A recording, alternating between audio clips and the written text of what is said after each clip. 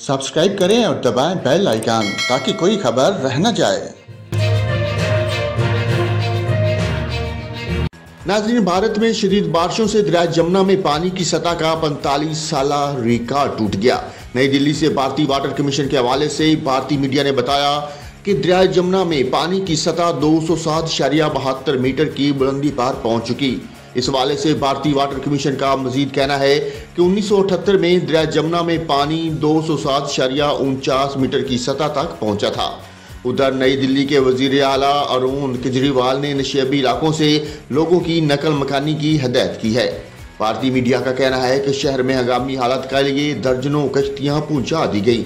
वजीर आला केजरीवाल ने कहा कि दिल्ली में पानी भारतीय रियासतों हिमाचल प्रदेश और हरियाणा से आ रहा है। उन्होंने कहा कि हमने मोदी हुकूमत से दिल्ली की तरफ पानी का बहाव कम रखने की दरख्वास्त की है।